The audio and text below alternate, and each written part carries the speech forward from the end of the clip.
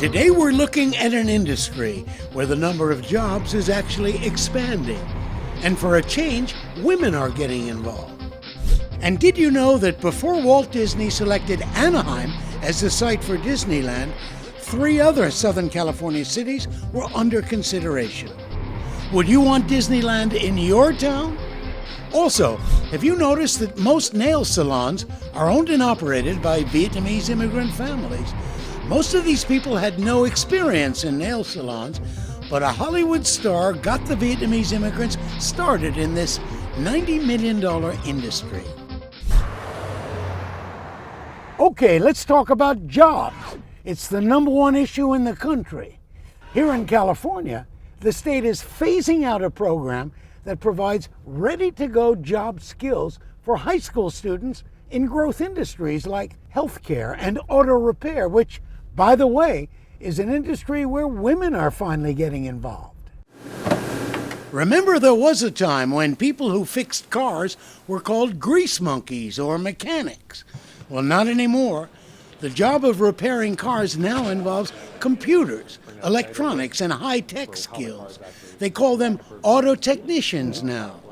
This upgrade in auto technology is creating thousands of new jobs. The job opportunities are great. In fact, the U.S. Department of Employment is predicting 3,600 new jobs annually through 2018, which is tremendous growth. Still, people hired to repair cars will need to be up to speed on today's high-tech vehicles, which are loaded with computers and electronics.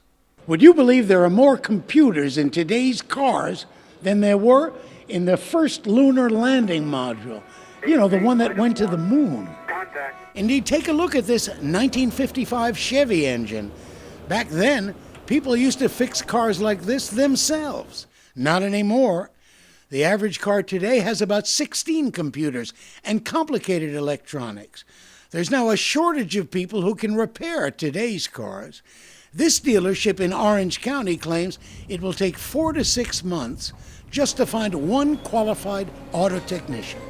We have immediate need for 2, probably future expansion for 4, and then we have a hard time to fill them. So this is a growth industry. Yeah, and I'm only one dealership, and this is common for all the dealerships in Orange County. Actually, in garages, one thing that hasn't changed, well, you don't see many women working at auto repair jobs. I haven't seen too many women in doing this job. There's a few, but they're probably 1 in 100 maybe. How many of those jobs will go to women, you think? I think a larger and larger percentage each year. Things are changing already. Meet Eileen Melendez.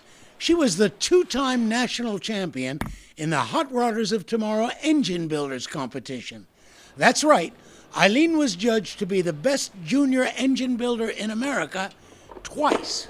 When did you get interested in fixing cars? It's been a family thing. My dad has always been into cars. My grandpa has been a mechanic ever since, so I kind of just grew up into it, loved it ever since. How old were you when you began fixing your first car? About 10 or 12 years old. My grandpa was holding the hood up for me while I just played around with things. Eileen studied auto technology in a 4-year high school class, now being phased out by the state of California. In fact, this man, 20-year-old J.D. Greenhalgh, working at a Toyota dealership in Southern California, got his initial training in auto mechanics at that same high school career tech class. Oh, it was very valuable. I feel like it set me up to basically make progress into my life and become the technician that I am today. Working next to JD, Luis Luera says he learned basic auto mechanics at that same career tech class in high school. Did that high school course play a role in what you're doing now? Oh, of course, because that's where I started from, you know.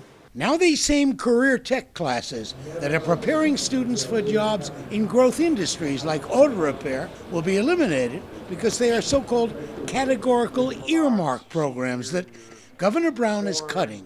Now, the way we create greater control is we eliminate most of the categorical programs because they are built on bureaucracy, on auditing, on non-teachers being increasingly hired to manage the various complicated flows of money. Master mechanics like Gary Upton, who hires high school trained technicians, wants to see career tech classes retained. The high school program, as I've seen in the past, is very well thought out, very well done. And to lose that program, you would lose a part of the industry that we're going to need in the next 20 to 30 years. These cars are becoming more and more complicated as time goes by. And you need to have the young people come up from the high school level. Another career tech high school course aimed at giving students job-ready skills involves healthcare, a booming industry in California where thousands of jobs are being created every year. This program is now being phased out also because of the change in education funding formula. This class is providing ready-to-go job skills for people like Stephanie Zamora, who wants to become a nurse. I just feel like it's so rewarding, like you get to help people. George Chavez will become the first in his family to graduate from high school. My long-term goal is to become an anesthesiologist, and this program really, in my opinion, I think it's really going to help me get there. What do you hope to become in the medical field?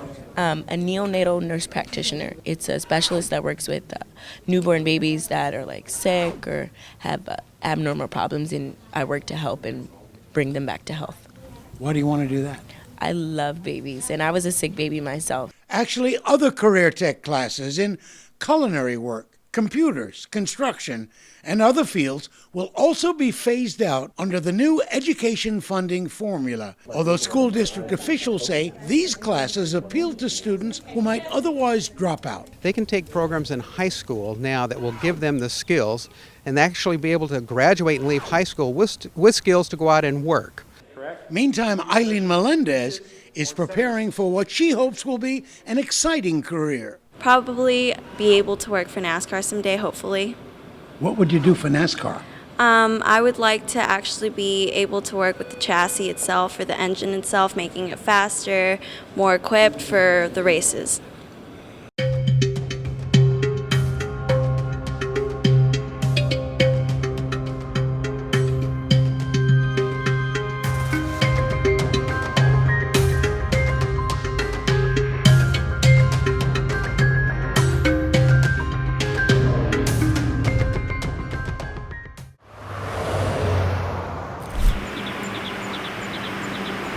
Okay, let's talk about jobs and immigrants.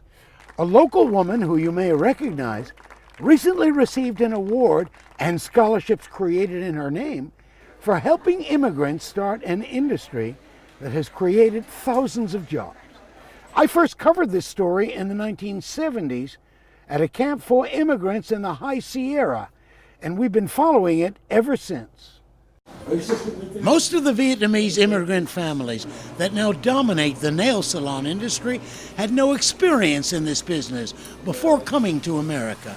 Many of them learned the craft at this cosmetology school in Little Saigon, Orange County, California, where thousands of Vietnamese immigrants have been trained to work in nail salons across the country. In fact, Vietnamese-owned and operated nail salons have become nearly a $100 million industry. But how did this happen? Immigrants transforming a business where they had no prior experience. It all started with the godmother of the industry, Tippi Hedren.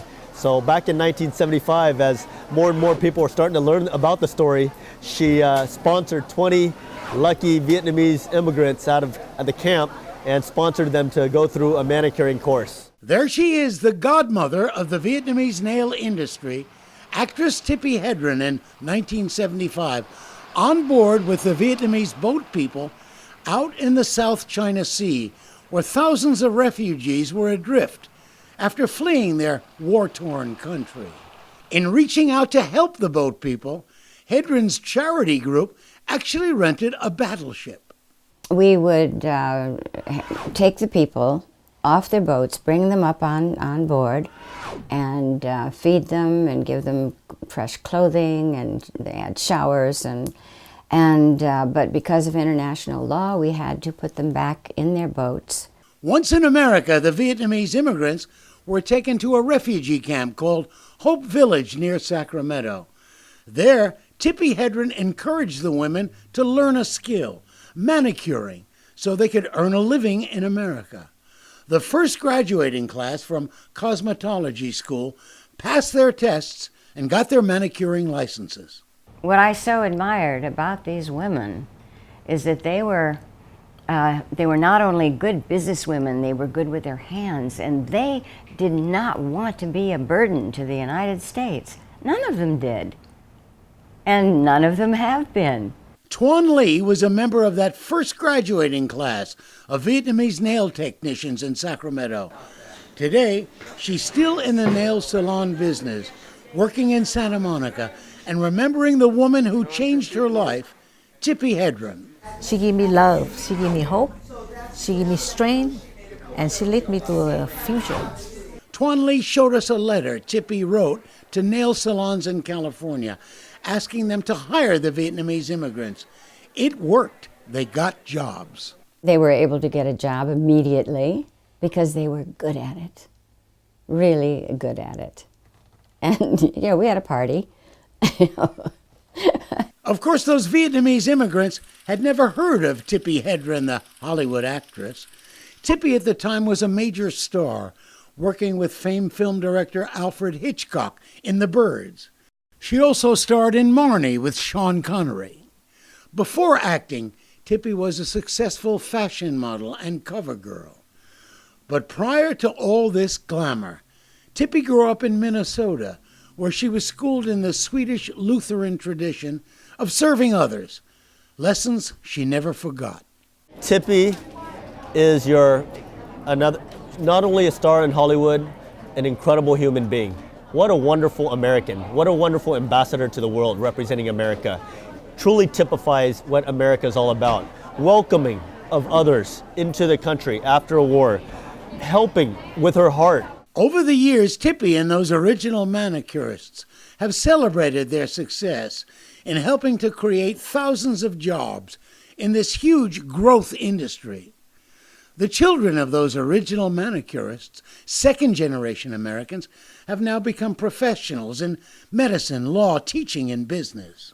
We are so thankful to Tippi Hedren for basically pioneering and starting off the group of Vietnamese immigrants to start off in this industry. And here is your award. Tippi has won awards and thanks from the Vietnamese immigrant community. Recently, a scholarship fund of nearly $200,000 was created in her name.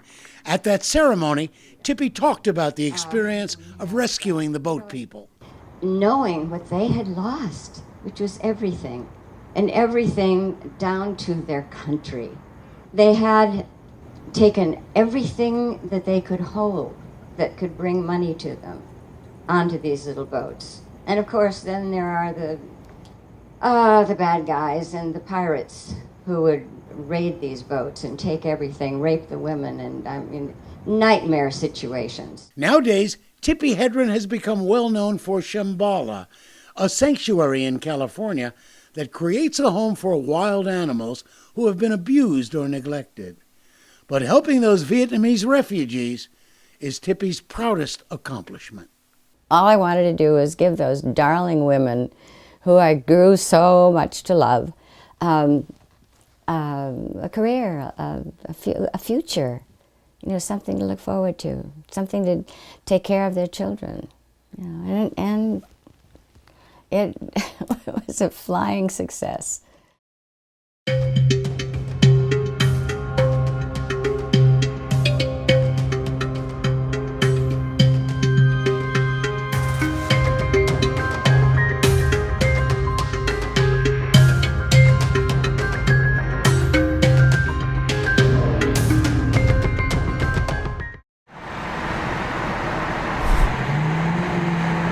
By the way, in my view, Tippi Hedren ought to be inducted into the California Hall of Fame for what she's done to help others. Okay, our next story also involves people who deserve some kind of award. We call these guys the real California Angels. From there, we'll go to West Hollywood. Dave and Jim Schulke, twin brothers, have been partners in their LA plumbing business for 25 years. They've done thousands of plumbing jobs all over town, But one day they were called to this condo building in Burbank to fix a leak in the garage. Searching for the problem, Dave entered an apartment and noticed Steve Cothran, who lost his leg to diabetes.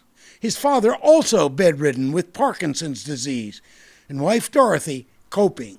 I walked in, immediately met Dorothy, the mother, and I can just tell from meeting her instantly that something was going on. She just looked exhausted. She looked like the life was just taken out of her. I continued to walk into the condo and immediately saw her son, Stephen, in a medical bed in the living room, just laying there. I said, Dorothy, I don't mean to be nosy here, but I walked in your bathroom and looking at your husband, I'm assuming, and your son, they're not able to use this bathroom that I just saw, which was a big cast iron tub, that it was completely useless to somebody with that physical condition. No doubt about it, Steve, with his prosthesis, had trouble using the shower tub. There's a bathtub and it's about like that high. And when you have one leg, you got no way. You put a leg down, it's like, so getting in, trying to take a shower, it was really, really hard. Every time I took a shower, I'd have to have, somebody there to hold on to get out, because it was a shower tub kind of situation. Reviewing the situation, the twin plumbers decided they would remodel the Cothrans' bathroom for free at no cost. I don't know what it was, but something spoke to me like, I've got to do something. So it was a perfect fit. They were in need. I'm in the plumbing business. They needed a bathroom. I told you I was shocked.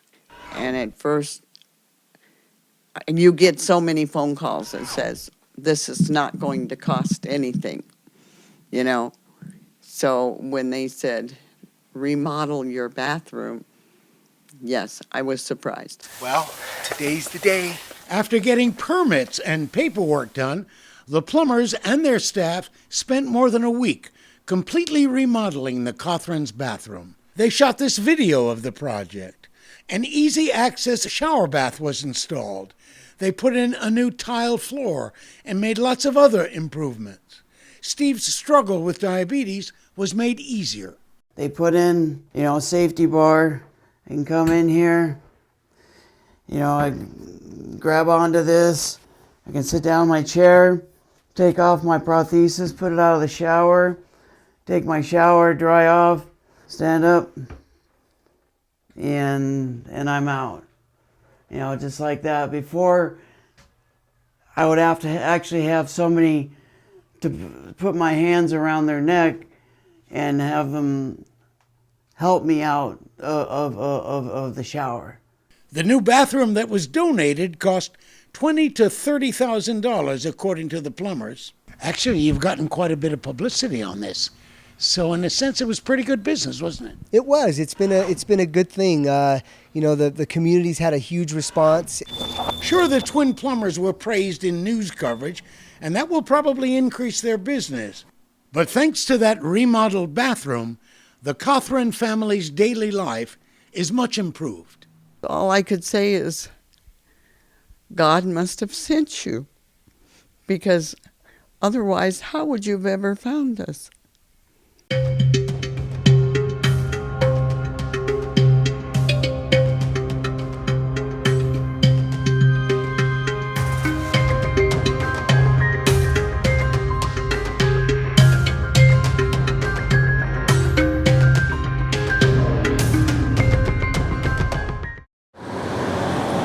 There's a supermarket war heating up in Los Angeles.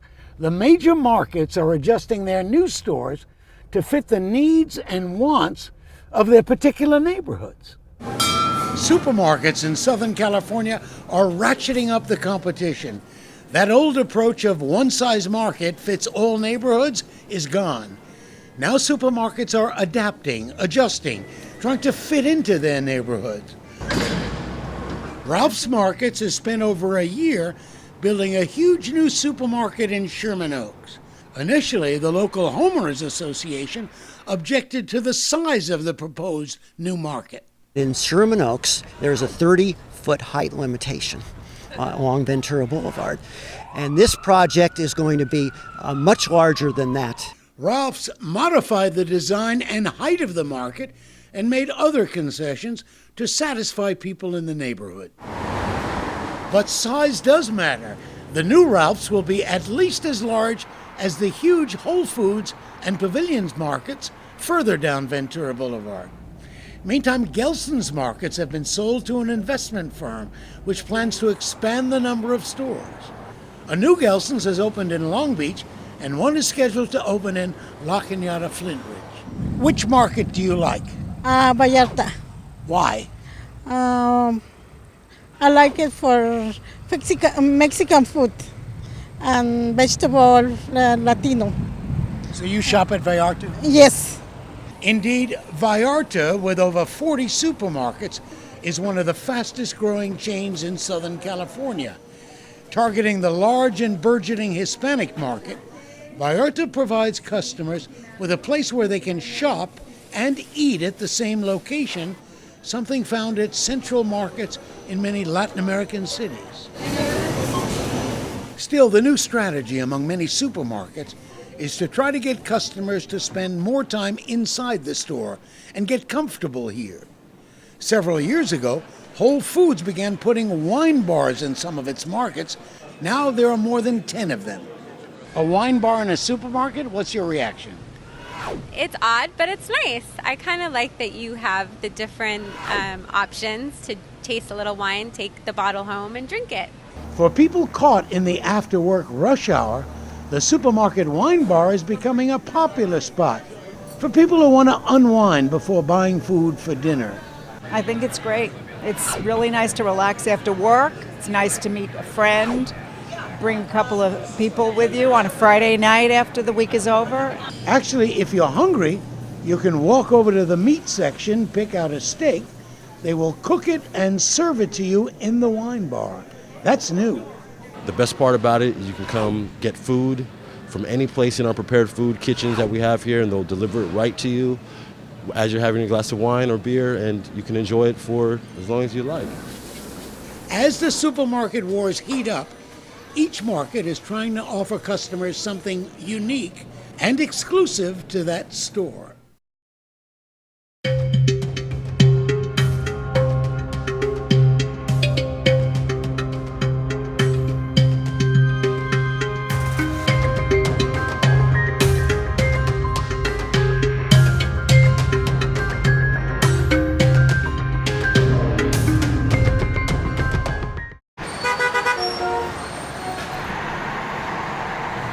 Okay, now we're going to Disneyland, where they had a special celebration last year to honor the man who advised Walt Disney to locate Disneyland in Anaheim rather than the 3 other Southern California cities that were being considered. Round a corner, under a tree, good fortune's waiting, just wait and see.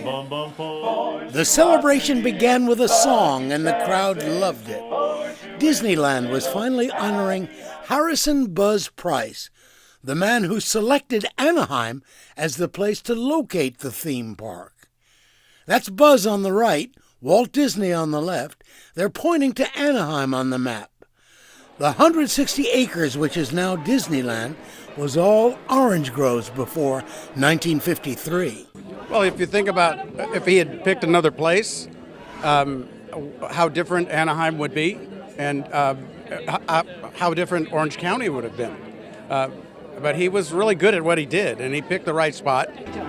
Originally, Walt Disney thought about putting Disneyland in places like Burbank, Valencia, maybe even Long Beach. But in the end, Buzz Price picked Anaheim, and the rest is history. The man who created a revolution in family entertainment went to high school in San Bernardino, got an engineering degree from Caltech, and a master's at Stanford. Buzz Price was named to the Theme Park Hall of Fame, but why did he recommend Anaheim as the place to build Disneyland? Anaheim was the place. Why? Well, it was a consequence of really looking at shifting population patterns. The population was moving in this direction. The freeway network was moving in this direction. The smog patterns were more favorable. The weather was better. Buzz Price passed away in 2010 at the age of 89. As a consultant to Walt Disney, he also selected the sites for Disney theme parks in Orlando and Tokyo, and for Cal Arts in Valencia. Price talked about his projects in this interview. 50 years ago, we started doing this thing. Everybody was doing it on the back of an envelope. Walt had a certain form of special expertise. He was the world's greatest noticer. And he was always looking for how you could do what you're doing better. Honoring Buzz Price at this event, a special window with his name on it was created at City Hall on Main Street in Disneyland. The crowds may never learn his name, but the happiest place on earth wouldn't be here without him. What would Anaheim be like without Disneyland? Well, I guess there'd be more oranges, but it wouldn't be as much fun.